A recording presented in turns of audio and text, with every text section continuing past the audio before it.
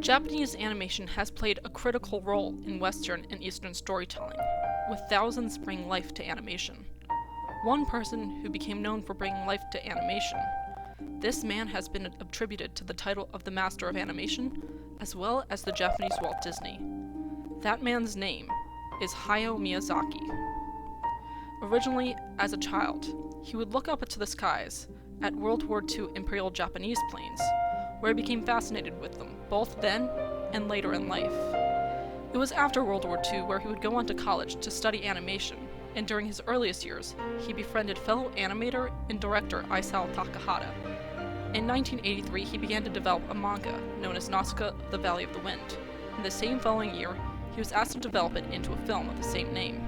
Garnering success across Japan, he cemented himself into a director. However, in the US, it flopped, being cut down to half its running time. 2 years later, he and Isao Takahata founded Studio Ghibli, where they created films such as Castle in the Sky, Kiki's Delivery Service, My Neighbor Totoro, all in the 1980s. It was during production of Kiki's Delivery Service and My Neighbor Totoro in 1988 when Isao Takahata went on to develop a film that struck close to home for both him and Miyazaki, adapting an autobiography into Grave of the Fireflies, which has become associated as the Japanese equivalent of Schindler's List. The film being unique as it followed two siblings trying to survive alone in a starving Imperial Japan during and after the war, only to find themselves dying of malnutrition and disease. In 1989, the following year after the success of Grave of the Fireflies, the Japanese market would see an economic recession leading to the fall of popular animation companies. It would be in 1997 when Studio Ghibli would gain critical acclaim across the globe with the release of their hit film Princess Mononoke, a film that would create high demand and gain the likeness of directors and producers around the world such as John Lasseter.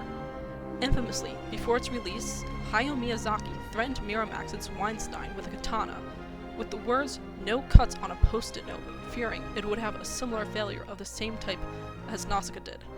However, the film and its eventual syndication would go on to become at the same time the best-selling Japanese anime in history, garnering over $159 million at the box office, and setting Studio Ghibli up as one of the wealthiest and successful studios in Japanese history.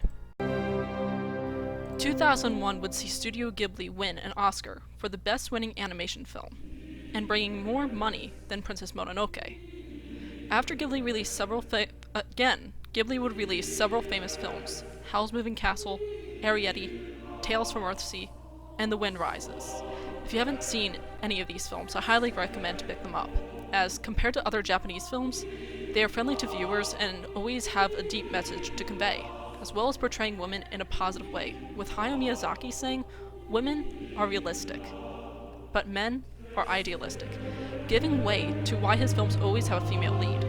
But at the same time, the writing and animation give these films a lifelike feel, and has left these films with notoriety as being the best films ever released in history. Hayao Miyazaki, however, has been on a hiatus for the past few years, saying he will have a film released within the next 2. However, in 2018, Isao Takahata died, leaving a large gap in Studio Ghibli, and leaving their future unknown.